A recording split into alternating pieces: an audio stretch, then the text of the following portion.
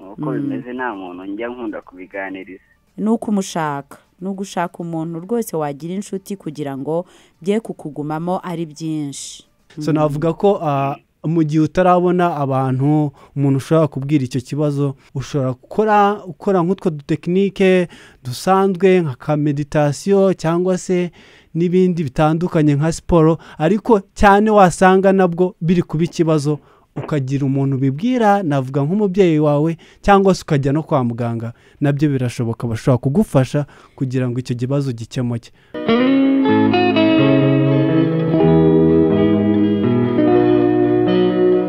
mu buzima habamo ko bumanuka bukazamuka rimwe ukabuguwe neza ubundi ukaba utaguwe neza ariko byose ntabwo bihoraho nukuvuga ngo bigenda bisimburana ni Jane w'Imana rero muri kuganira nkuko bisanzwe ikiganiro ni Kumbe buri cyumweru guhera isa 12 kugera isa 2 z'umugoroba tuba turimo twungurana ibitekerezo ku buzima bw'imyororokere uyu munsi ni umunsi navuga ko udasanzwe impamvu mvuga ko udasanzwe nuko turi buganire ku nsanganyamatsiko idasanzwe twahisemo kubera umunsi mpuzamahanga wizihijwe ejo kuwa gatandatu ku itariki 10 ndetse bikaba binajyana n'uku kwezi kose kuko ni ikibazo gihangayikishije isi ni ikibazo cyo kwiyahura wenda mbivuze gutyo kugira ngo uhite ubasha kubyumva kubera yuko n'isi yose bavuga yuko uyu munsi bawizihiza kugira ngo babashe kurinda abantu ibitekerezo biganisha ku kwiyahura babashe gukiza ubuzima bwa benshi usanga nyine batakaza ubuzima babwiyambuye kandi mu by'ukuri usanga iyo winjiye mu kibazo turabiganiraho dufite n'abatumirwa ntabwo uyu munsi ndi njyenyine rwose ndi hano na timu nini cyane ndi kumwe n'abantu bo muri HDI Rwanda barenga babiri abantu batatu bo muri HDI ndi kumwe n'umuntu wo muri mental health journal we ntabwo ari n'ubwa mbere nagira ngo rwose kuko we wegereye na mikro utangire basuhuza murakoze cyane nitwa Murenzi Patrick ndi program director wa mental health journal Rwanda youth led organization dukorera i Butare ndetse n'i Kigali yego Patrick ntago ari ubwa mbere tuganiriye muzi yuko tujya twifashisha abantu bo muri mental health journal kubera yuko basobanukiwe cyane n'ibijyanye n'ubuzima bwo mu mutwe buriya rero kwiyahura ni ibintu bishingiye cyane ku buzima bwo mu mutwe uravuga utese kubera iki turi kuganira ku buzima bwo mu mutwe kandi dusanzwe tuvuga ku buzima bw'imyororokere buriya birahuye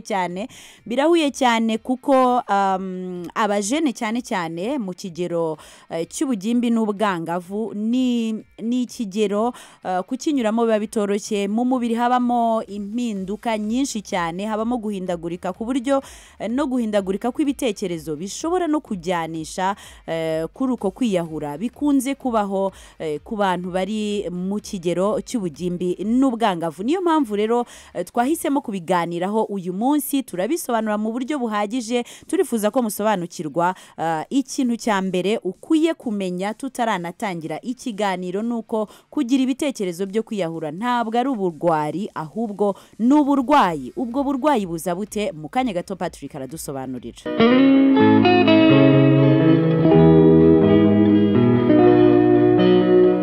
uri muraganira na Jane w'Imana kandi ntabwo ndi njyenyine ndakwibutsa ko ndi kumwe na Patrick nari mvuze ko rwose tudatinze Patrick kuhita utangira kudusobanurira ko kwiyahura tubizi ko ari indwara nubwo nyine muri societe nyarwanda ari nacyo twifuza gusobanura turagira ngo tugarukire kuri iyo ndwara itera ibyo bibazo ese ubundi ikibazo gihagaze gute mu Rwanda wenda abantu bagira ngo turimo turakabye murakoze cyane nitwa Murenzi Patrick nk'uko mwabivuze nishimiye kubana namwe abantu mwese mukuri iki Kiss FM kuri uyu mwanya ikibazo cyo kwiyahura ni ikibazo gikomeye cyane ni ikibazo gikomeye cyane kandi gihangayikishije isi muri rusange ko navuga ko ugiye kureba nka data ziba zatanzwe kuri WHO cyangwa se ikigo gishinzwe ubuzima ku isi World Health Organization berekana ko 700,000 by'abantu biyahura buri mwaka ku isi urumva noneho 70 navuga ko 77% abiyahura baturuka mu bihugu low and middle income countries. muri make ni ibihugu bikennye. Ni ibihugu bikennye. So urumva yego. So noneho wajya kureba 46 babo bantu bose biyahura baba bafite ibibazo byo mu mutwe. Bashobora kuba barabigize mu buzima. So nko mu Rwanda tugiye kureba nk'ubushakashatsi bwakoze mu 2019 bitwereka ko 12 nako ntabwo navuga ko ari 12 ni 5.6% by'abantu biyahuye muri kiragiye 2019. So ubushakashatsi bundi ntabwo buragaragara neza, ariko urumva ni ikibazo gihangayikishije. Ikindi no kuvuga ngo waruvuze 5 5.6%. nuvuga ngo abantu babuze ubuzima, abantu bapfuye muri uriya mwaka 5.6% nabiyahuye. Yego. Urumva ko ari ikibazo. Ni ikibazo gikomeye cyane. So ikindi nuko abo bantu bari hagati y'imyaka 15 na 19. N'abana bakiri batoya cyane.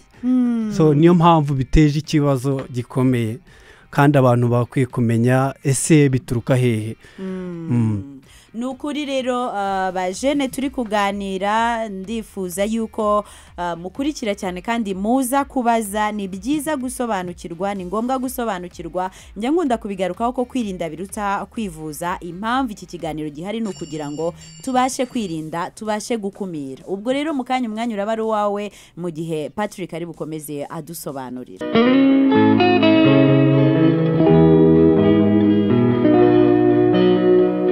Muraganira na Jane Wimana ndetse na Patrick, akaba Patrick Mrenzi wo muri Mental Health Journal Rwanda, arimo aradusobanurira rwose ibintu bishobora gutuma umuntu agera ku kwiyahura, cyane cyane abajene. Mukanya hari ikintu atubwiye rwose kinakomeye, uretse ko ayo makuru nari narayamenyeho gato, ari nacyo cyatumye dutekereza gukora iki kiganiro cy'ukuntu umubare munini w'abantu biyahura usanga ari abajene, urubyiruko mu myaka hagati ya 15 na 19. Kuba haturukamo umubare munini w'abantu biyambura ubuzima ni ikintu kibabaje cyane. Gusa mukanya twari tuvuze ko ugiye kudusobanurira ubundi kwiyahura bituruka kuki, biterwa n'iki, ni kuki umuntu agenda akagera kuri bya bitekerezo byo kwiyahura. Murakoze cyane. Iyo tuvuga kwiyahura bishobora guterwa, akenshi abantu bahita bumva depression cyangwa se agahinda gakabije. Agahinda gakabije ni indwara mu by'ukuri, ni indwara ikomeye, ushobora kugira ukajya kwivuza ku bitaro bisanzwe. So mayiratinzi ibintu bya mbere bishobora gutera kwiyahura, ariko na mbere yawe bikakujyana muri depression. Bishobora kuba ibibazo by'ubukene, navuga financial problems, akazaho ibibazo by'uburwayi budakira. Ikindi hakazaho relationship breakup, cyangwa se abandi bakundanye barangiza bagatandukana, hari abananirwa kubihanduringa, then bikabaviramo ikibazo gikomeye cyo kugira akagahinda gakabije tuvuga hano. So iyo umuntu rero yagize agahinda gakabije, ni ibiki bikaranga? Ni kwa kundi umuntu ashobora kuba mu rugo mwishimaga, mwaganiraga, mugasabana, nyuma yaho ugasanga umunsi ukurikiraho umuntu aragenda ntashaka kuvuga, kurya bikamunanira, akazi yakoraga kagakora nabi, abura concentration. Ndiyo nabivuga concentration. So ukabona ko ameze nk'udahari, ari mu yindi si, niko nabivuga. So niho hahandi ibitekerezo biza, akumva nta n'icyamaze, akumva atangiye kwiyanga, akumva siwe, akumva nta rukundo, ntaki so nuko nguko bimera. Noneho kwa kundi utangiye kwiyanga nawe urabyumva, uba wumva nyine nta wundi ukigucyaringa, wa wundi wakundaga mwaganiraga buri munsi ntabwo bikiriho. Nyuma yaho ugasanga ubwe watangiye kumva ko ubuzima ntacyo bumaze already, then icyo ukora ni cya kindi bavuga ni ukwiyahura nyine. Aha benshi usanga bihaye pesticide cyangwa se imiti y'uburozi so abandi kwa kundi ugasanga yitaye kuri etaje cyangwa se kwa kundi nyene tubyumva haba byinshi bibi iyo umuntu yageze aho ngaho ariko nagira ngo mu kanya wongere udusobanurire kuko nzi ko ari ibintu biza buhoro buhoro biza gute buhoro buhoro kugira ngo bigere aho ngaho.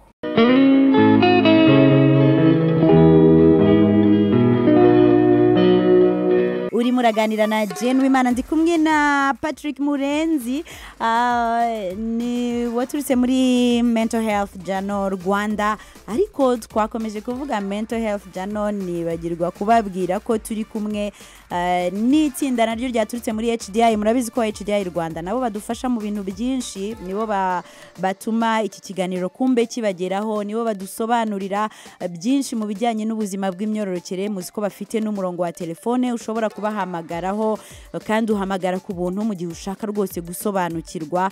Uwo murongo wa telefone ni 3550, ariko nagira ngo nkubwire ko bafite n'indi miyoboro banyuzamo amakuru baba bashaka kuduha ku bijyanye n'ubuzima bw'imyororokere cyane cyane. Muri iyo miyoboro harimo rero n'umurongo wa YouTube. Nagira ngo nkubwire ko iki kiganiro uzakibona kuri YouTube channel ya HDI yitwa HDI TV.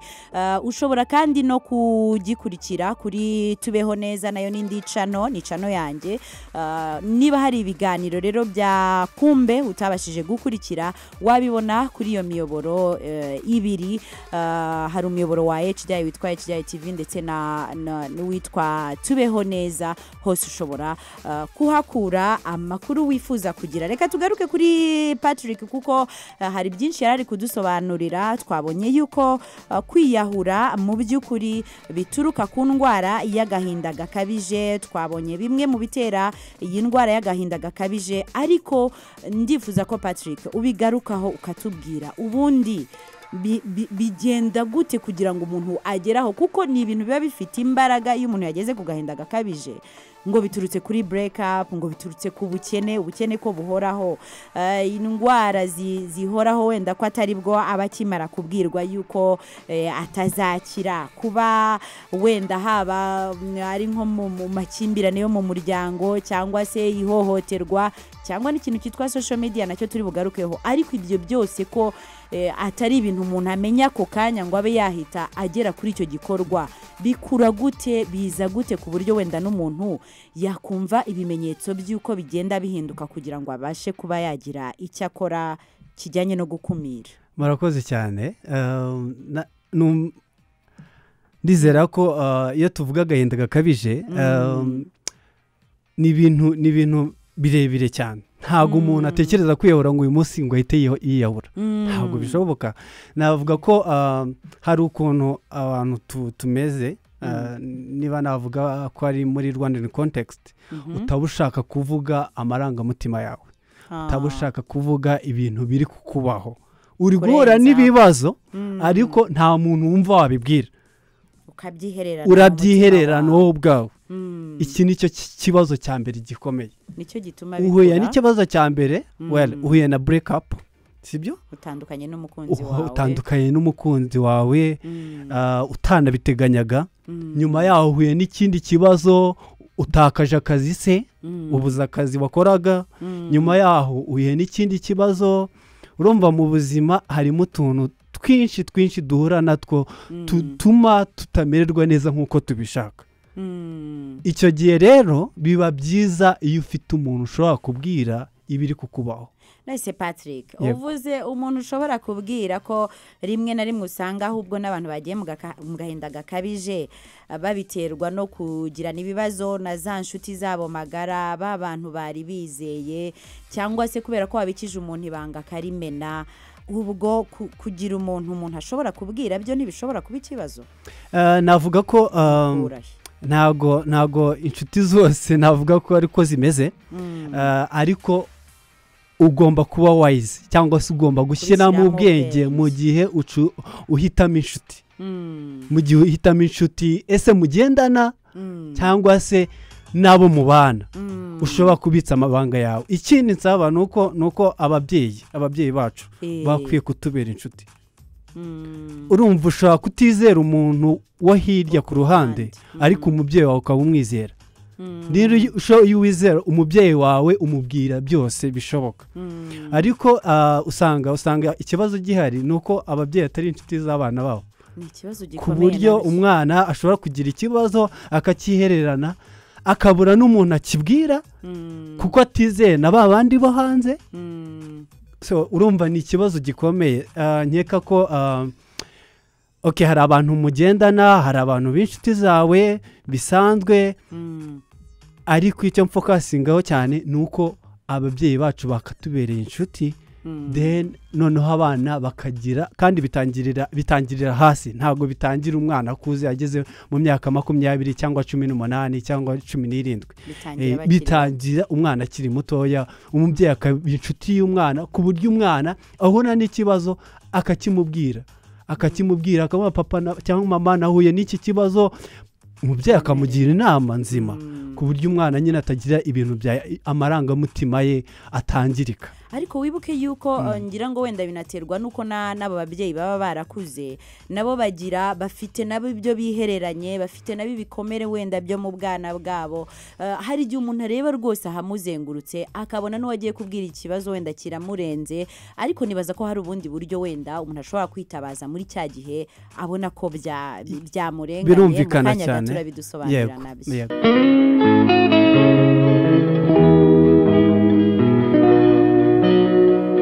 urimo uraganira na Jane Wimana ndetse na Patrick Murezi arimo aradusobanurira ibintu bijyanye no kwiyahura idea yatubwiye imibare niba utatangiranye natwe nagira ngo nkubwire yuko umubare munini rwose ku isi w'abantu bahitanwa no kwiyambura ubuzima uri mu rubyiruko mu myaka 15 na 19 niho usanga bibasiwe cyane ariko binaterwa hanini ni nacyo nahereyeho mvuga impamvu twahisemo iyi nsanganyamatsiko n'impinduka zigenda ziba mu mubiri uko imisemburo imwe igenda yiyongera yirema uko umuntu agenda arushaho kumenya kwisobanukirwa n'uwariwe ibyo byose bigenda bituma n'imitekerereze ye ihinduka ku buryo bishobora kumujyana kuri ka gahinda gakabije gutuma wenda atihanganira niba ari break up bya bindi Patrick yadusobanuriraga bishobora gutera agahinda gakabije ugasanga kuri we bigize uburemere buruta ubwo wenda umuntu mukuru yakagize hanyuma rero Patrick hari ikintu wari kutubwira ko buriya bitangira gahoro umuntu yahura n'ikibazo akakihererana ntabashe kukivuga ariko nanakubwira hari igihe umuntu agira ikibazo wenda cyo kubona inshuti yabwira urimo tubwira uti igisubizo cyaba kuba abana babo inshuti n'ababyeyi babo bakaba ari bo ba mbere bizera babwira ikibazo ubwo birumvikana n'abandi bantu bo hafi muri famiye nibo baza ku mwanya wa mbere ariko kandi hari ikintu nabonye hanze bajya bakoresha bafite umuco wo kwandika ugasanga hari icyo bita journal intime cyangwa se umuntu abafite agakaye yandikamo utubanga twe ese biriya mu Rwanda tubikoze byaba ari bibi tubikopeye ndumva nta kibazo biteye buri muntu agira amabanga ye birumvikana kandi hari amabanga meza ushobora kubika ubwawe nta wundi muntu ushaka ko yamenya kandi bituma nanone umuntu aruhuka iyo ufite ikibazo ukashobora ukacyandika navuga ko hari therapy iri oriented kuri ubwo buryo yitwa narrative therapy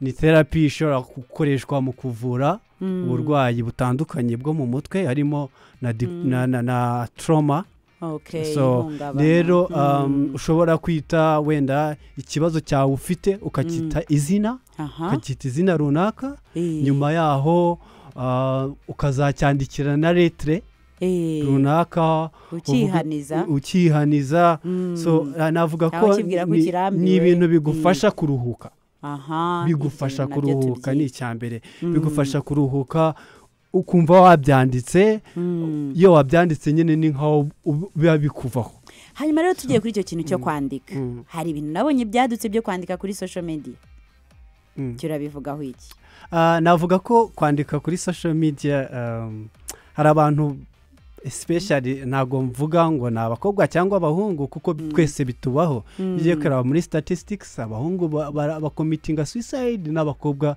bari komitinga hari ukuntu rero umuntu agira ikibazo runaka kubera ko nta muntu afite abibwira ku kanya ugasanga akreye nko kuri Facebook tuvuge cyangwa kuri Instagram create account then za feelings zize bya bibazo bye akabipostingaho akabishyiraho ugasanga abantu baramwatatse birakwangiriza cyambere birakwangiriza bishaka through the comments uko kuntu baba bakubwira nabi abantu baba bakubwira nabi so ariko hari n'ikindi tudushaka kwita resilience gute ushobora gukopinga from nko kwihagararaho nko guhangana n'ikibazo nko guhangana n'ikibazo ariko iyo ntabwo ari yo nzira navuga nziza yo gukora ibyo bintu ntabwo ari inzira yo gufata ibintu byawe cyangwa se runaka nta kubera ko ari fake account nta muntu uri bukumenye ariko comments zishobora kukwangiriza ikindi nta kindi biri bugufashe gishobora kulastinga so byaba byiza tugize niko nabivugaga tugize abantu tubwira b'inshuti zacu abantu bafatika so hari udukino twinshi arako bitamingo bashobora mukanyira katubwira neza ndumva uzanye indi topic mukanya gato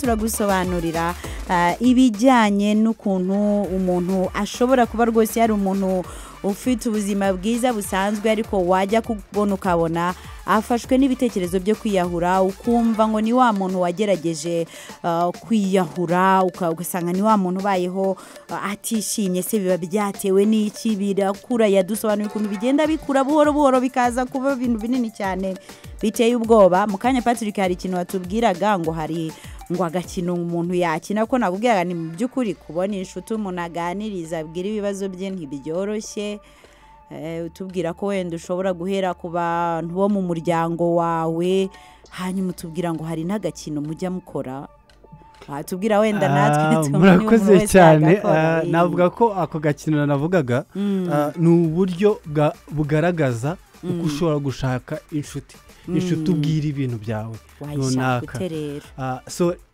navuga ko nta gushaka inshuti ikibazo cyakubayeho ukumva nta muntu ushobora kubibwira urumva nabyo ubwabyo ni ikibazo kuko nicyo gituma navuga ikibazo wari ufite gikomera bivuze ngo umuntu yatangira gukora ku mibanire n'abandi hakiri relationship imibanire yawe n'abandi wakwiye kuyitaho kubera ko niyo wagize ikibazo niyo utekereza ugatekereza ukava ikibazo cyanjye nakibwiye Jackson Jackson wamusaba tukaganira kubera ko musanzwe muganira urumva bizakorohera ikindi iyo ubaye honest ukabwiza umuntu ukuri ibyo ibizaza nyuma rwose ntubyiteho ikibazo kibaho mbabara guce mu ijambo kubwiza umuntu ukuri umenye ko hari n'abagifite ibibazo byo kwibwiza ukuri bo ubwabo ugasanga rwose umuntu aba ahora yibona nabi yumva ko ari umuntu mubi yibwira ko ari umuntu mubi ni wa muntu utibabarire yakoze agakosa gato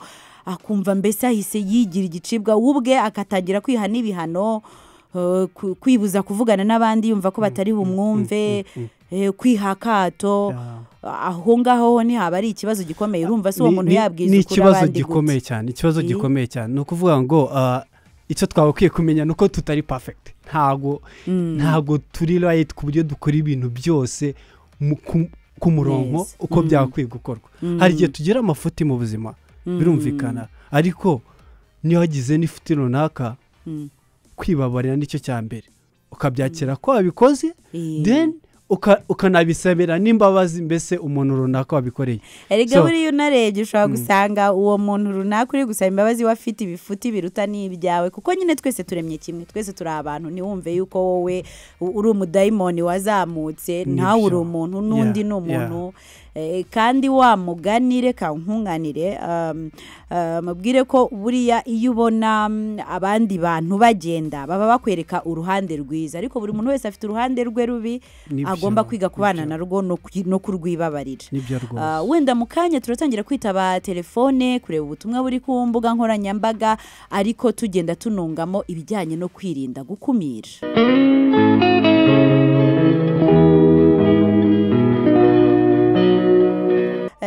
Hari ikintu nifuza yuko tuganiraho mbere yuko twakira ibibazo.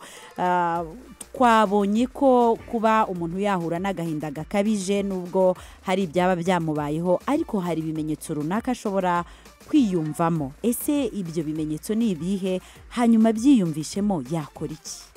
Murakoze cyane. Iki ni ikibazo cyiza abantu nkeka ko bakwiye kuba bazi, ku buryo bashobora kubibona then bagahita bajya gushaka ubufasha. So navuga ko ikimenyetso cya mbere, niba ubona uri umuntu wasabanaga, niba ubona uri umuntu wakundaga kujyana n'abandi, niba ubona uri umuntu wakundaga kuba mu rugo nyine wahashyuhije, si ibintu bimeze neza, so nyuma yaho ugasanga mu myitwarire yawe hari utuntu question mark, utuntu turi kugenda duhinduka, kumva washaka kuvugana n'abantu ntabwo ugishaka kuvugana nabo, ushaka kuryama ntabwo ushaka kuvugisha abantu, ushaka kuba isolated, nuko navuga kuba wenyine. Umuntu ukabona arashaka kuba wenyine, ntashaka interactinga n'abandi nkuko byari bisanzwe.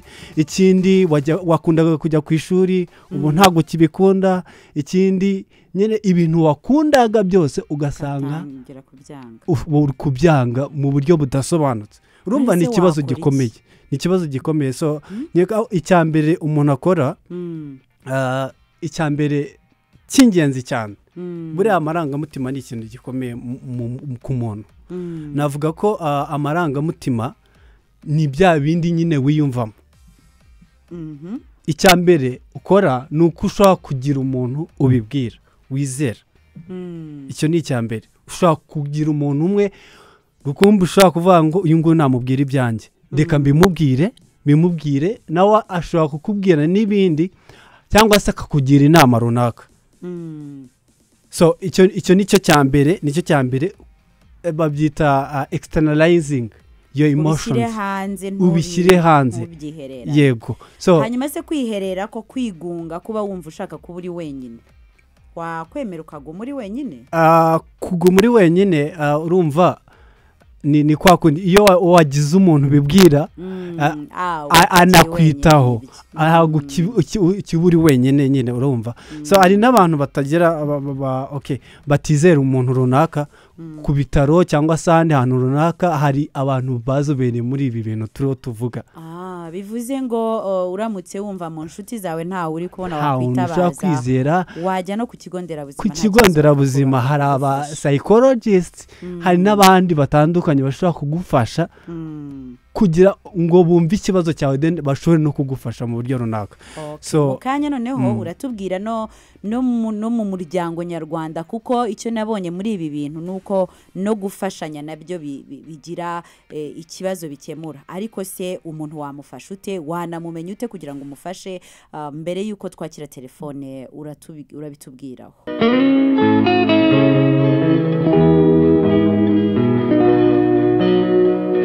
Imana ndi kumwe na Patrick Murenzi, yadusobanuriye byinshi. Mu kanya wari urimo utubwira ukuntu umuntu ashobora kwiyumvamo ibimenyetso by'uko agenda agana ku kuba yagira agahinda gakabije, n'uburyo ashobora n'ibyo yakwifashisha mbese kugira ngo ataba yagira hahandi hakomeye, kuko hari aho umuntu agera rwose n'imbaraga zo kwifasha zikaba zabura. Noneho turebye nk'umuryango nyarwanda, nk'abakikije uwo muntu, nk'abantu tuzi ba hafi, ni gute twamenya yuko bagize ikibazo ese twabafasha gute?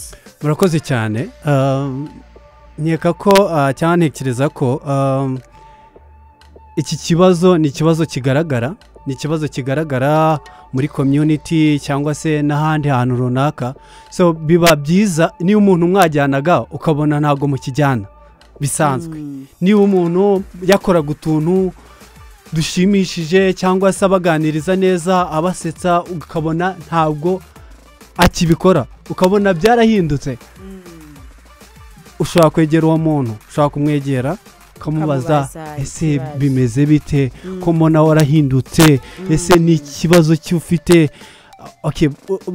bamwe bashobora kubyita ngo ni ukwinjira mu buzima bw'umuntu, ariko hari ukuntu ushobora kujya kubaza umuntu mu kinyabupfura abona ufite disipurine nk'umuntu w'inshuti yawe, ukamubaza ese nakubaza bimeze bite, ndabona bidasanzwe, ntabwo ukiza ku ishuri wishimye, ntabwo ukiza ngo dukine, ntabwo ibyo bintu ukabimubaza. nyuma yaho akubera honest, ashaka kukubwiza ukuri. ikindi atanabikubwira atakubwiza ukuri, ushobora no kubyanonsa ku babyeyi be, cyangwa se mwaba muri nko ku ishuri ahantu muri mu kigo runaka, ukaba wabibwira na animateri se cyangwa se n'undi muntu ku buryo ashobora gufasha uwo muntu, ariko ntubimubwire mu buryo bwo kuvuga ngo bwakundi ushyira umuntu hanze, ari ukumushyira hanze no kumushakira ubufasha. hari ikindi nifuza kongeraho, ni uko mu mibanire y'abantu burya hari abantu badakunda ko wabinjirira mu buzima. hari ikindi ushobora gukora cyo kumwereka yuko uhari kandi witeguye kumutega amatwi igihe icyo ari cyo cyose, ukanamusobanurira ibibi byo kuba yakwihererana ibintu biremereye mu mutima, ukanamusobanurira ko ubikoze kugira ngo ube wagerageza kumufasha, nk'uko nawe ikindi gihe ushobora gukenera ubufasha akaba yabuguha. hanyuma noneho ukaba wamuha igihe runaka ariko kitari kinini cyo kuba ari we wakwifatira umwanzuro, kuko hari igihe wamubwira gutyo umaze kumusobanurira ko uhari, ukamubwira uti igihe cyose wumva ushaka kuba wagira icyo umbwira rwose ndahari kandi niteguye kukumva. ahanini uzasanga yuko wa muntu agera agafata umwanzuro wo kuza kukubwira, kubera ko amaze kubona ko nawe koko wabikoze ushaka kumufasha. nagira ngo rero mu kanya gato dutangire kugaruka ku butumwa bwanyu, haba ku mbuga nkoranyambaga ndetse no kuri telefone. irafunguye ni 0788 38 1023.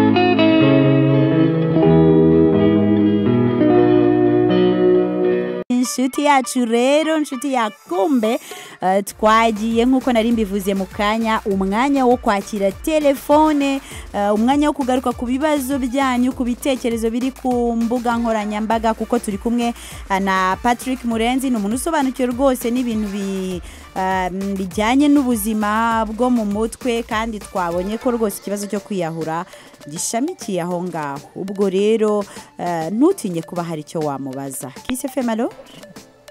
Alo? Biriwe neza? Mwiriwe. Yego. Mwiriwe mute? Tumeze neza. Wakurikiye ikiganiro? Oya. niba utakurikiye nukuri, ndifuza ko banza ugatega amatwi radio kugira ngo ubone icyo ubaza.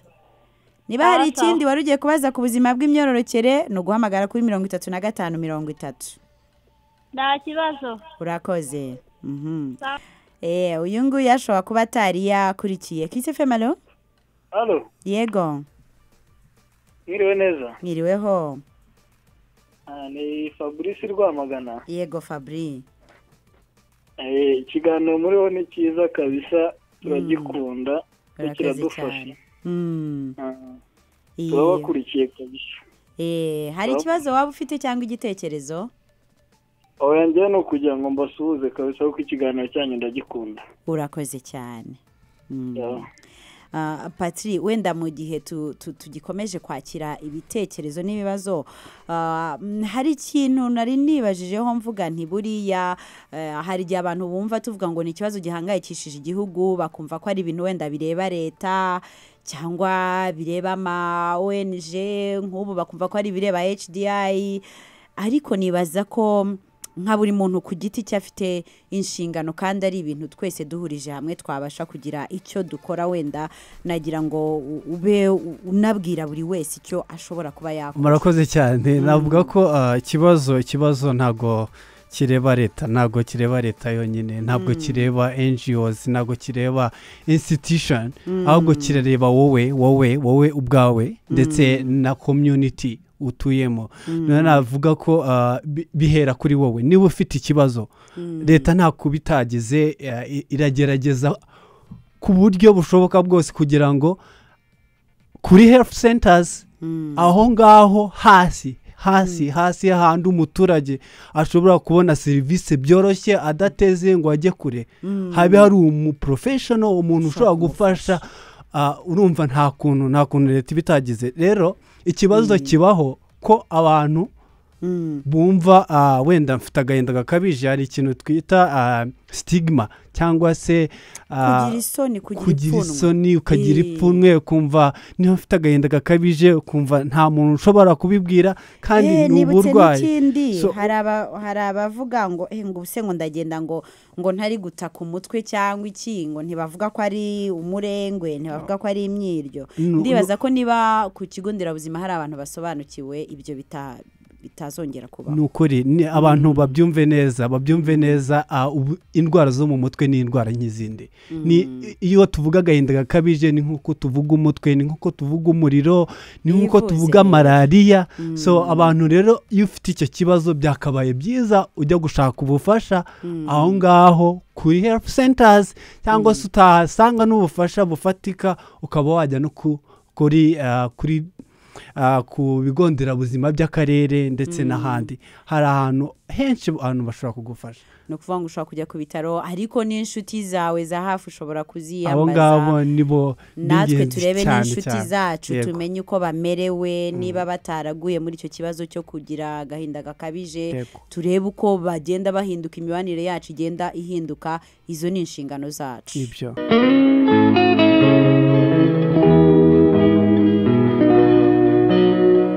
uri kumwe na Patrick Murenzi, n'umutumirwa wacu w'uyu munsi. Nkubwira ko rwose tuba twamugezeho tubifashijwemo na HDI Rwanda. Hanyuma rero arimo aradusobanurira, arimo aragenda asubiza n'ibibazo byanyu ko twatangiye kwitaba telefone ku bintu bijyanye no kwiyahura. Hari benshi rwose batarabisobanukirwa, n'ubu hari ibitekerezo byanyu ndi kubona binyereka ko tugikeneye gusobanura cyane ndetse kuko ni ikibazo kitoroshye. Reka twitabe telefone. Kiss FM. Allo. Uraho neza Jane? Yego. Uriza n'umutumirwa. Patrick arakumva rwose. Ntabwo nifuza izina. Nta kibazo.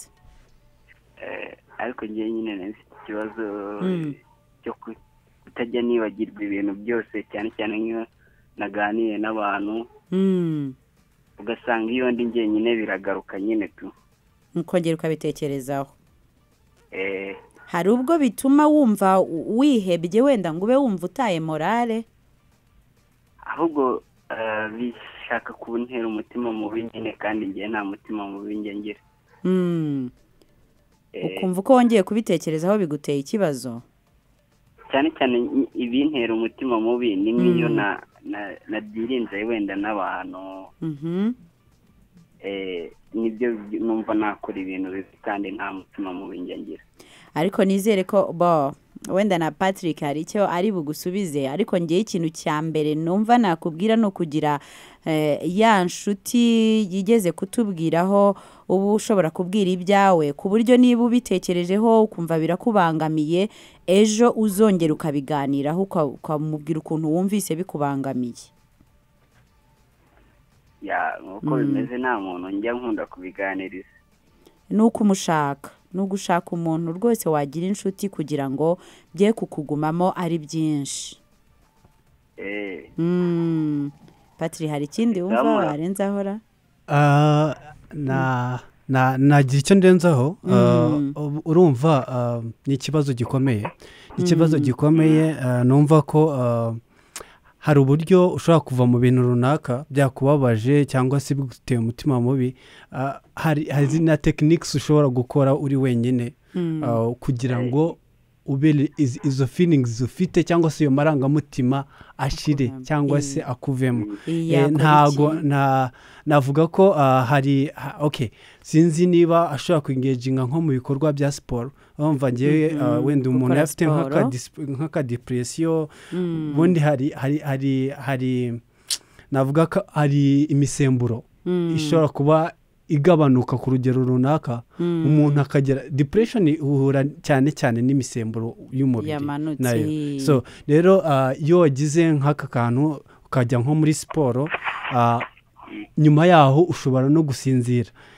Hari imisemburo yiyongera, then ugashobora gusinzira, ugashobora guseka, ugashobora kongera gusabana n'abandi. So navuga ko mu gihe utarabona abantu, umuntu ushobora kubwira icyo kibazo cyangwa se ushobora kubwira icyo kintu cyakubayeho, ushobora gukora nk'utwo dutekinike dusanzwe nka meditation cyangwa se n'ibindi bitandukanye nka siporo, ariko cyane wasanga nabwo biri kuba ikibazo, ukagira umuntu ubibwira, navuga nk'umubyeyi wawe cyangwa se ukajya no kwa muganga, nabyo birashoboka, bashobora kugufasha kugira ngo icyo kibazo gikemuke. Hari ikindi nakongeraho, kubera ko wenda bitaraba ikibazo cyane wumva yuko bikuremereye gusa, na cya kintu cyo kwandika twigeze kuvuga wagikosha. Ukajya ugiye kuryama ukandika rwose ibyo wumva bikuremereye, ukabikura mu mutwe ukabishyira ku rupapuro, ubundi ukaryama ugasinzira. Uzumva ko hari impinduka zizagenda ziza. Kwandika nabyo narabikoze ariko byo byaraje. Ubwo rero hasigaye icyo kintu cyo gukora siporo kugira ngo ujye kuryama wagerageje kurelaksa, hanyuma no gushaka umuntu muzajya muganira akakumva, akagutega amatwi, bizajya bigufasha. Urakoze cyane. Sawa, murakoze, nanjye ndabakunda. Sawa.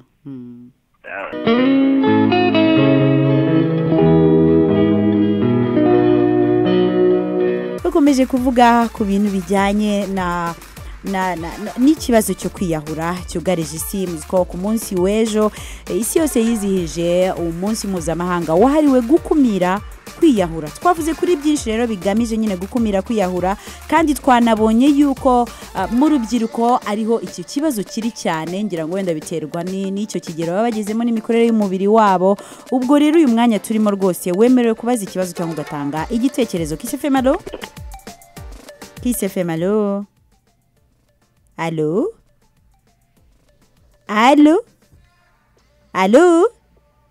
Ntago wamenye yuko twakwitabye, nta kundi. Ndabona kuri Facebook hari ibitekerezo byinshi cyane.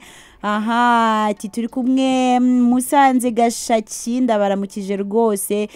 Undi ati none se kwiyahura burya bituruka ku gahinda gakabije, numva guba wahaza ibiryo byinshi, mana yanjye. Niba hari abantu bagifitiye imyumvire rwose byaba biteye agahinda. Ntabwo kwiyahura ari umurengwe, ntabwo ari imyiryo, ntabwo ari, ariko si umuntu waba yiyanze koko kugira ngo ufate icyemezo cyo kwiyambura ubuzima. Nta nubwo ari ubugwari, nigeze kubivugaho. Kwiyahura nuko biba ari indwara. Kisefemalo Allo? Biriwe neza? Yego. Icyo kiganiro murimo nagikurikiye, numva wagira ngo hari igihe ari twe muba muri kubwiye, hari igihe wumva ikintu ugahita wumva niwe babwiye cyangwa se niwe bari kugira inama. Icyo kibazo ngewe ndagifite, kirankomereye kandi nabuze n'uwo nkibwira. Tuguteze amatwi rwose. Wenda ntabwo ari ngombwa ko wavuga ikibazo cyose kuri radiyo, ariko waba ufite inshuti ujya uganira nayo? ntayo nabwiye. Mbona bose bashobora kunyumvira ubusa nk'icecekera. Ntabwo biba byoroshye. Ngewe ndumva nageze aho numva ubuzima buranze, numva kubaho no muri ntacyo bimaze. Impore ni ukuri. Nakunze umuntu, ndamukunda cyane, ariko iyo mubwiye ndamukunda arambwira ati ihangane. Iyo ambwiye ihangane rero numva nabwo binkomereye, ihangane nabyo bikanga ndagukumbuye ihangane mba birankomerekeje umva ubuzima bwanjye bwagarukira nk'aho ngaho ariko gusenga nibyo ngerageza gukora ariko hari rero no kugerageza gushaka umuntu navuga wizeye mukuru yego ushaka kugira inama wakugira inama ariko kandi na nimero yawe nayibonye nayanditse ku ruhande rwose niyemeje yuko ndi buguhamagare nitonze kandi urakoze kugira ubutwari bwo kuvuga nicyo kintu cya mbere kiba gikenewe komera